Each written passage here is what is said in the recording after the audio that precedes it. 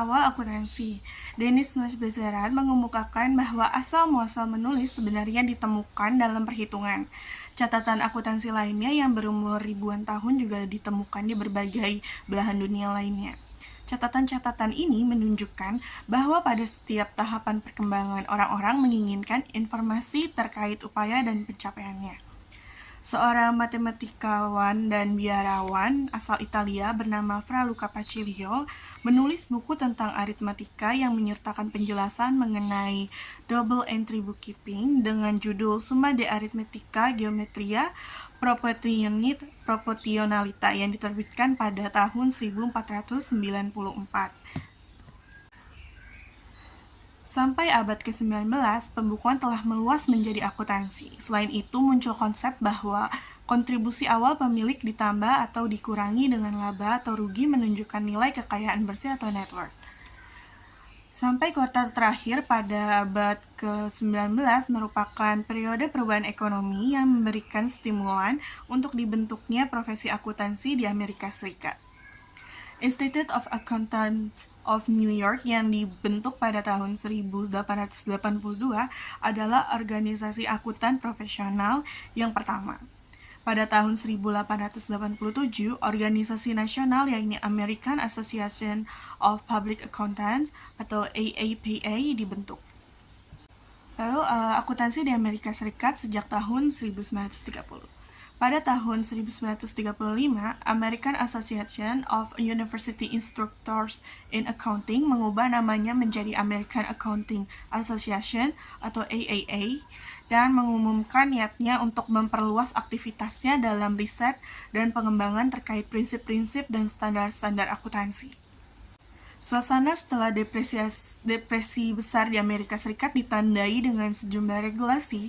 Dua bagian paling penting dari legislasi Kongres yang disetujui pada waktu itu adalah Securities Act tahun 1933 dan Securities Exchange Act tahun 1934 yang menetapkan adanya Securities and Exchange Commission atau SEC. Dari tahun 1936 sampai tahun 1938, SEC terlibat dalam perdebatan internal terkait perlu atau tidaknya mengembangkan standar akuntansi. Pada awal tahun 1936, AIA bergabung dengan American Society of Certified Public Accountants untuk membentuk organisasi yang lebih besar yang diberi nama American Institute of Certified Public Accountants atau AICPA. Lalu ada Committee on Accounting Procedure. Pada tahun 1936, Committee on Accounting Procedure atau CAP AICPA dibentuk. Komite ini memiliki kewenangan untuk mengeluarkan pernyataan terkait praktik dan prosedur akuntansi dalam upaya menetapkan prinsip-prinsip akuntansi berterima umum atau PABU atau Generally Accepted Accounting Practice atau GAAP. Selanjutnya ada Accounting Principles Board. Pada tahun 1959, AICPA merespon kemungkinan kelemahan CIP dengan membentuk Accounting Principles Board atau APB. Tujuan badan ini adalah untuk mengembangkan pernyataan tertulis dari Generally Accepted Accounting Practice atau GAAP, mempersempit sejumlah perbedaan dari praktik yang sesuai dengan membahas isu-isu kontroversial yang belum terselesaikan. Kongres menyetujui legislasi yang menciptakan adanya kredit pajak investasi pada tahun 1961. APB kemudian dihadapkan pada keputusan mengenai bagaimana perusahaan harus mencatat dan melaporkan pengaruh dari kredit pajak investasi. Hal tersebut mempertimbangkan dua pendekatan alternatif, yakni pertama itu ada metode flow chart yang memperlakukan kredit pajak sebagai pengurangan beban pajak penghasilan pada tahun terjadinya. Dan yang kedua ada metode penangguhan atau deferred yang memperlakukan kredit pajak sebagai pengurangan biaya perolehan aset dan selanjutnya tercermin selama umur ekonomis aset tersebut melalui beban penyusutan yang berkurang. Karena kritik terhadap APB semakin berkembang pada tahun 1971, Dewan Direksi AICPA menunjukkan dua komite, with Wade Committee yang dipimpin oleh Francis Wade bertugas mengkaji bagaimana prinsip-prinsip akuntansi keuangan harus ditetapkan. Trueblood Committee yang dipimpin oleh Robert Trueblood diminta untuk menentukan tujuan laporan keuangan. Wade Committee menerbitkan laporannya pada tahun 1972 yang merekomendasikan penghapusan FPB dan pendirian Financial Accounting Standard Board atau FASB.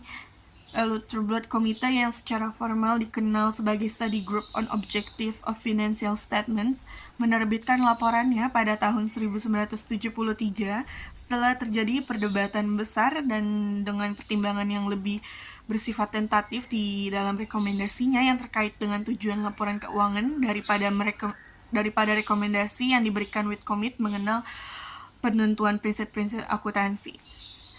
AICPA segera mengadopsi rekomendasi Wade Committee dan FASB menjadi badan resmi yang bertugas untuk mengeluarkan standar-standar akuntansi. Struktur FASB adalah sebagai berikut. Dewan Penasihat yang dipilih oleh berbagai organisasi yang anggotanya memiliki pengetahuan khusus dan ketertarikan dalam pelaporan keuangan. Dewan yang memimpin FASB adalah Financial Accounting Foundation atau FAF. FAF menunjukkan Financial Accounting Standard Advisory Council atau FASAC yang membantu FASB dalam masalah-masalah kebijakan penting, penentuan satuan kerja, dan agenda dari topik-topik yang dibahas. Selanjutnya, misi FASB. Misi FASB adalah untuk menetapkan dan memperbaiki standar akuntansi dan pelaporan keuangan sebagai arahan dan edukasi kepada publik, termasuk penerbit, auditor, dan pengguna informasi keuangan. Dalam upayanya untuk mencapai misi tersebut, FASB berusaha untuk meningkatkan manfaat pelaporan keuangan dengan fokus pada karakteristik utama seperti relevansi dan penyajian yang jujur atau faithful representation, serta kualitas yang dapat diperbandingkan dan konsistensi. Lalu menjaga agar standar yang berlaku mencerminkan perubahan metode yang diterapkan dalam menjalankan usaha, serta perubahan dalam lingkungan perekonomian. Kemudian mempertimbangkan dan dengan tepat segala area kekurangan yang dinilai penting dalam pelaporan keuangan yang bisa diperbaiki melalui proses penetapan standar. Kemudian mendorong standar akuntansi yang dapat diperbandingkan secara internasional bersamaan dengan perbaikan kualitas pelaporan keuangannya. Lalu memperbaiki pemahaman umum terhadap sifat dan tujuan informasi yang dimuat di laporan keuangan. Selanjutnya ada jenis-jenis pernyataan. Awalnya FASB mengeluarkan dua jenis pernyataan, yaitu Pernyataan Standar Akuntansi Keuangan atau PSAK, Statement of Financial Accounting Standard atau SEAS, dan interpretasi atau interpretation. Selanjutnya, FASB menetapkan dua rangkaian pernyataan baru, yaitu Pernyataan Konsep Akuntansi Keuangan atau Statement of Financial Accounting Concept atau SFAC. Kemudian ada Bulletin Techniques atau Technical Bulletins. FASB Accounting Standards Codification. ASC efektif diberlakukan untuk periode interim dan tahunan yang berakhir setelah tanggal 15 September 2009. Pada tanggal itu seluruh pernyataan yang dikeluarkan oleh pembuat standar sebelumnya diganti. FASB memiliki 3 tujuan utama dalam mengembangkan kodifikasi, yaitu pertama, menyederhanakan akses penggunaan dengan melakukan kodifikasi terhadap seluruh GAAPs yang otoritatif dalam satu tempat, memastikan bahwa konten yang dikodifikasi secara akurat merepresentasikan GAAPs yang otoritatif mulai tanggal 1 Juli 2009, dan yang ketiga, menciptakan sistem riset kodifikasi yang kekinian untuk hasil aktivitas penetapan standar yang dirilis. Kodifikasi diharapkan dapat mengurangi jumlah waktu dan upaya dibutuhkan untuk menyelesaikan permasalahan riset akuntansi, memitigasi risiko ketidakpatuhan atau risk of non-compliance melalui penggunaan literatur yang lebih baik, lalu menyediakan informasi yang akurat dengan pembaruan secara real time setelah accounting standard updates dirilis, dan membantu FASB dalam upaya riset dan konvergensi. FASB-ASC terdiri atas beberapa literatur berikut yang diterbitkan oleh berbagai pembuat standar. Yang pertama ada Financial Accounting Standard Board, yang kedua ada Emerging Issue Task Force, ketiga ada Permasalahan Derivative Implementation Group, kemudian ada Opini Accounting Principle Board, lalu ada Accounting Research Bulletin, kemudian Accounting Interpretation, dan American Institute of Certified Public Accountants. Selain itu, dalam upaya meningkatkan utilitas kodifikasi bagi perusahaan publik, bagian-bagian relevan dan konten otoritatif dikeluarkan oleh SEC, yang mana beberapa interpretasi staf dan pedoman administratif SEC yang dipilih juga disertakan sebagai referensi dalam kodifikasi sebagaimana yang tercantum sebagai berikut. Yang pertama adalah Regulation SX, Financial Reporting Release atau Accounting Series Release, lalu ada Interpretative Release, lalu ada pedoman SEC Staff dalam Staff Accounting Bulletins, dan AITF Topic D, dan komentar-komentar SEC Staff Observer. Mulai dari tanggal 1 Juli 2009, FASB tidak lagi mengeluarkan pernyataan standar akuntansi keuangan atau PSAK. Perubahan-perubahan terhadap GAAP-AS yang otoritas yaitu FASB, ASC juga dipublikasikan melalui Accounting Standard Up to Date. Nah, satu ada merangkum beberapa ketentuan penting dari proyek yang mengarah kepada ISU, lalu ada menguraikan secara terperinci perubahan-perubahan spesifik dari FASB Codification dan menjelaskan dasar bagi keputusan-keputusan Dewan. Kemudian ada isu-isu yang muncul. Emerging Issue Task Force dibentuk sebagai respon terhadap dua permasalahan yang saling bertentangan. Pada satu sisi, akuntan dihadapkan dengan berbagai isu yang belum sepenuhnya dibahas dalam pernyataan-pernyataan akuntansi. Misalnya, swap suku bunga atau interest rate swap IRS, atau instrumen keuangan yang baru. Hal-hal tersebut dan sejumlah permasalahan baru lainnya membutuhkan penyelesaian yang secepatnya. Tujuan EITF adalah untuk menyediakan pedoman bagi isu-isu baru secara tepat waktu, sekaligus membatasi sejumlah isu yang penyelesaiannya membutuhkan pernyataan resmi dari FASB.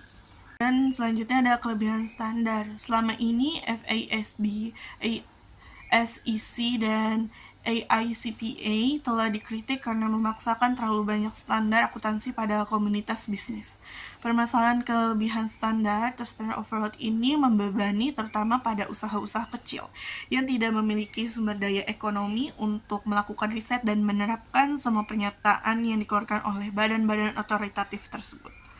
Pihak-pihak yang setuju bahwa terdapat masalah kelebihan standar yang mendasari argumennya berasal dari dua dugaan, yaitu tidak semua ketentuan GAAP relevan dengan kebutuhan pelaporan keuangan usaha kecil, dan bahkan saat ketentuan GAAP tersebut dianggap relevan, penerapannya seringkali melanggar batasan di antara biaya dan manfaat secara pervasif. Penetapan standar sebagai proses politisi. Seorang akuntan akademis yang sangat berpengaruh menyatakan bahwa standar akuntansi adalah produk dari aksi politis, seperti halnya temuan logis maupun empiris. Dua contoh utama politisasi standar akuntansi adalah opsi saham karyawan dan akuntansi nilai wajar. FASB mengembangkan standar awal yang mengharuskan perusahaan membebankan nilai wajar atas opsi saham yang diberikan kepada eksekutif perusahaan dan karyawan lainnya. Namun, banyak yang menolak standar ini, terutama perusahaan teknologi tinggi yang khawatir akan mempengaruhi laporan keuangan mereka. Pada saat itu, Ketua SEC, Arthur Levitt, yang selama ini dianggap sangat menyetujui usulan standar FASB, menyarankan FASB untuk tidak mengeluarkan standar yang mengharuskan adanya pembebanan nilai wajar atas opsi saham dalam laporan laba rugi dan penghasilan komprehensif lain. Konsekuensi ekonomi. Konsekuensi ekonomi mengacu pada dampak laporan akuntansi terhadap berbagai segmen dalam lingkungan perekonomian. Konsep ini menekankan bahwa praktik-praktik akuntansi yang diadopsi perusahaan memengaruhi harga dan nilai sekuritasnya. Akibatnya, pilihan metode akuntansi juga akan memengaruhi pengambilan keputusan. Contohnya, pedoman akuntansi untuk OPRB mengharuskan perusahaan untuk berubah dari basis pay as you go menjadi basis akrual untuk pemeliharaan kesehatan dan tunjangan lainnya yang diberikan perusahaan kepada pensiunan dan tanggung jawabnya. Evolusi dari frasa prinsip-prinsip akuntansi berterima umum. Paragraf opini awalnya menyatakan bahwa laporan keuangan telah diperiksa dan dinilai akurat. Terminologi tersebut diubah dengan mengatakan bahwa pernyataan tersebut disajikan secara wajar sesuai prinsip-prinsip akuntansi berterima umum. Ungkapan prinsip-prinsip akuntansi berterima umum telah muncul untuk memainkan peran penting dalam profesi akuntan. Namun, arti frasa yang tepat telah berevolusi secara perlahan-lahan pada tahun 1939. Komite AICPA mengusulkan penambahan kata disajikan secara wajar sesuai dengan prinsip-prinsip akuntansi berterima umum dalam bentuk standar pada laporan auditor. Peran etika dalam akuntansi. Etika akuntansi menggabungkan standar perilaku sosial serta standar perilaku yang secara khusus berkaitan dengan profesi akuntan. Akuntan publik memiliki peran pengawas dalam masyarakat, seperti yang dijelaskan oleh Auerenburger.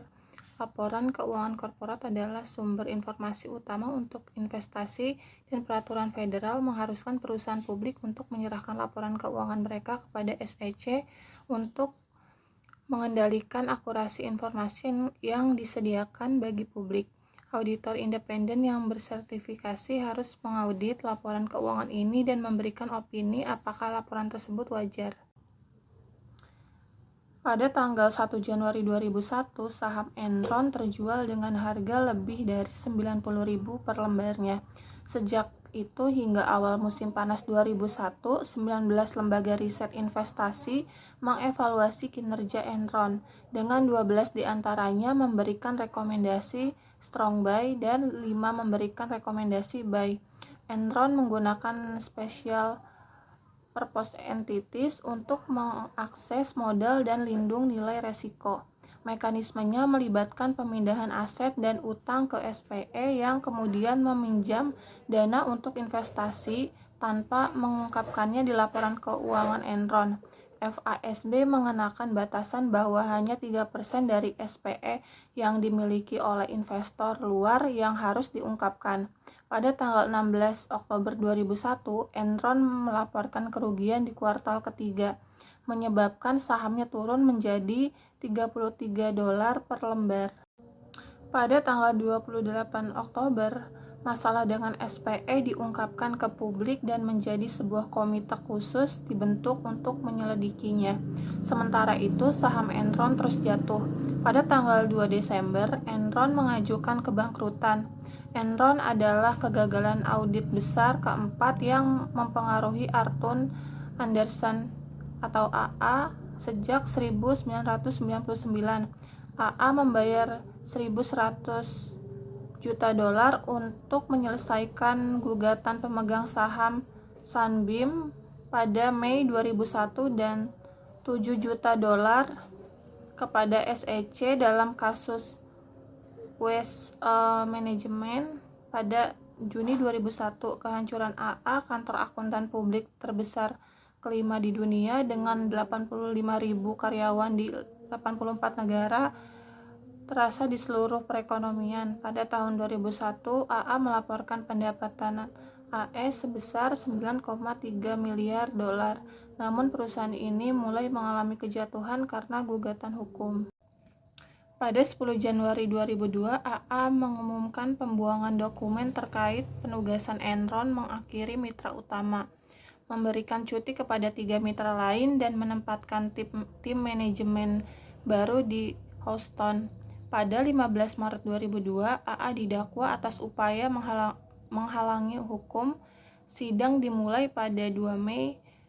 Pada 15 Juni, AA didakwa satu kasus pelanggaran hukum. Akhirnya dilarang melakukan audit perusahaan yang terdaftar di SEC setelah Agustus 2002 dan menutup usahanya. International Accounting Standard. Perusahaan yang mencari modal harus merekonsiliasi laporan keuangannya dengan aturan akuntansi di negara tempat mereka mencari modal, dan para investor harus mengidentifikasi perbedaannya dengan pelaporan asing. Perekonomian yang semakin global menuntut proses ini untuk disederhanakan. Oleh karena itu, ada dorongan untuk mengharmonisasikan standar akuntansi internasional. IASB adalah lembaga sektor swasta yang independen yang dibentuk pada tahun 1973 untuk mencapai tujuan ini. Tujuan IASB adalah yang pertama, memformulasikan dan mempublikasikan standar-standar akuntansi dengan mempertimbangkan kepentingan publik. Yang kedua, umumnya bekerja untuk melakukan perbaikan dan harmonisasi regulasi, standar akuntansi, dan prosedur yang berkaitan dengan penyajian laporan keuangan. Standar IASB juga memberikan titik awal yang berguna bagi negara-negara berkembang yang ingin menetapkan standar-standar akuntansi. The 2007 and 2008 market meltdowns, special purpose entities atau SPE sering digunakan oleh lembaga keuangan sebagai structure investment vehicle atau SIV untuk mengamankan kepemilikan atas berbagai jenis aset keuangan seperti hipotek, kartu kredit, dan pinjaman mobil. Aset-aset ini digabungkan dalam asset-backed securities atau ABS yang memiliki berbagai tingkat kualitas kredit. ABS ini kemudian dijual kepada investor. Keamanan ABS populer di kalangan investor karena menawarkan imbal hasil yang tinggi, meskipun terkadang dianggap memiliki risiko rendah karena diversifikasi risiko kredit. Selain itu, penggunaan credit default swap atau CDS digunakan untuk melindungi terhadap risiko gagal bayar pada ABS. Namun, krisis keuangan terjadi karena kurangnya transparansi risiko pihak lawan dalam CDS dan leverage yang tinggi dalam praktik penggunaan SPA. Krisis ini mengarah pada keruntuhan pasar sekuritas, mengancam sistem keuangan, dan menimbulkan pertanyaan tentang regulasi yang lebih ketat dalam pasar modal.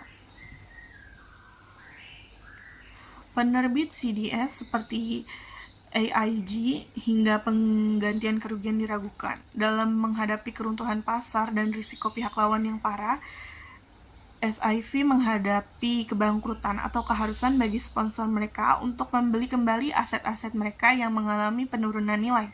Misalnya, Financial Times pada 19 November 2008 melaporkan bahwa Citigroup mengembalikan aset terakhir atau SIV yang disponsori senilai 17,4 miliar dolar ke neraca dan mencatat penurunan nilai sebesar 1,1 miliar dolar dalam prosesnya.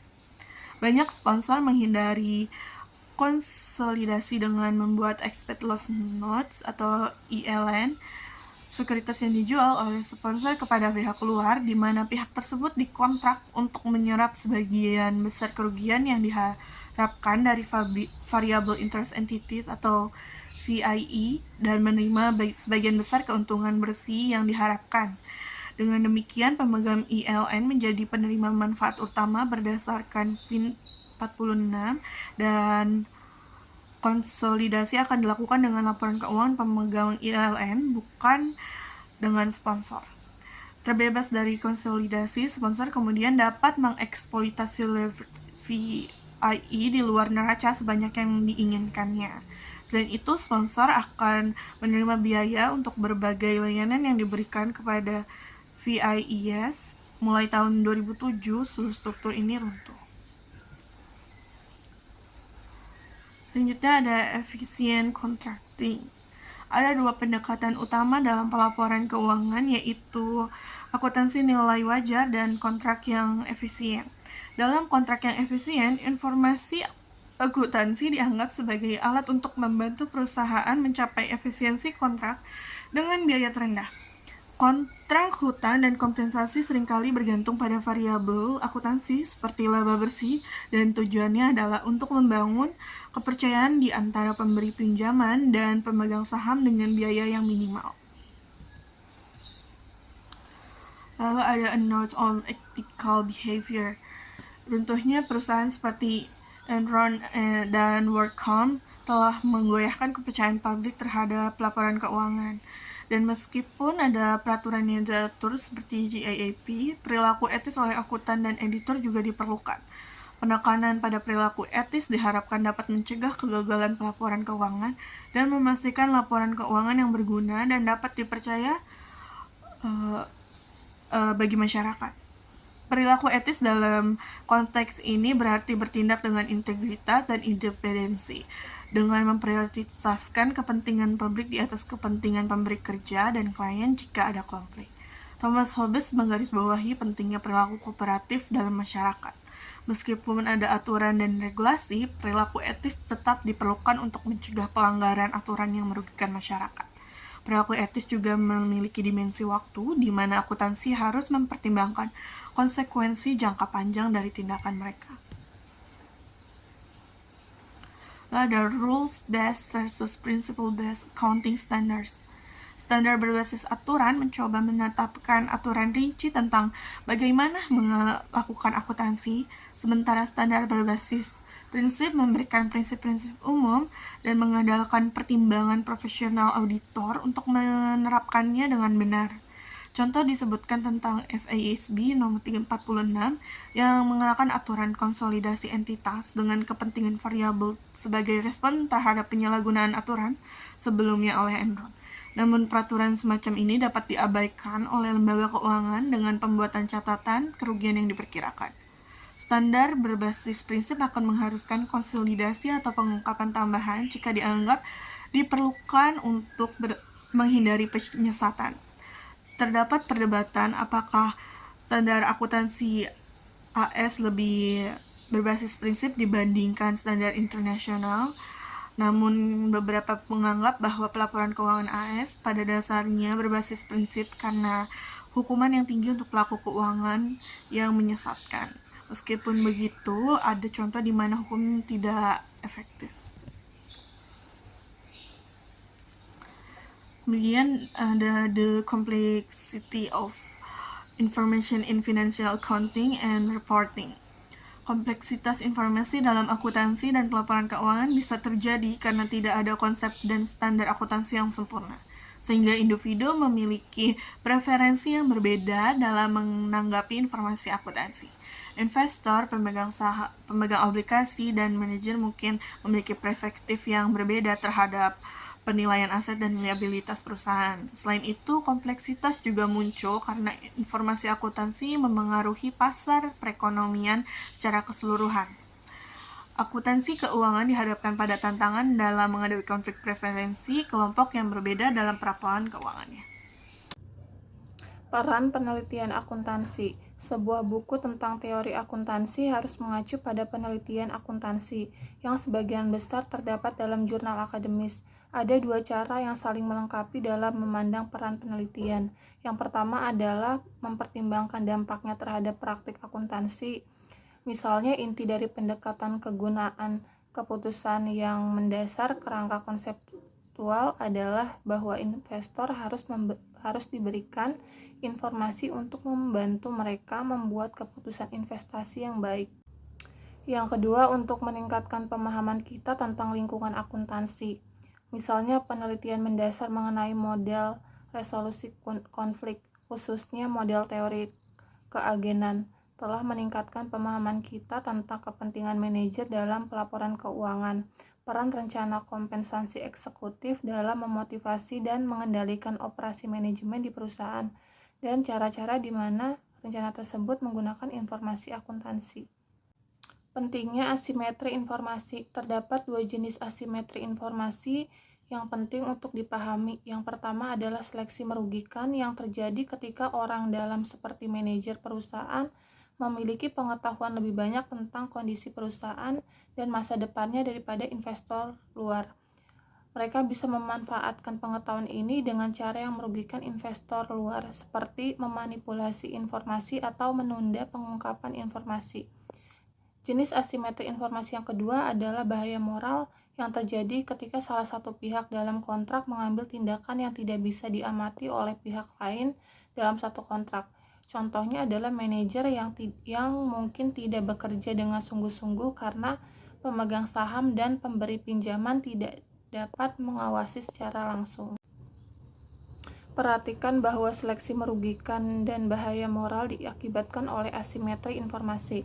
Perbedaannya adalah bahwa seleksi merugikan melibatkan informasi orang dalam tentang hal-hal yang mempengaruhi kinerja perusahaan di masa depan dan hasil keamanan yang dihasilkan.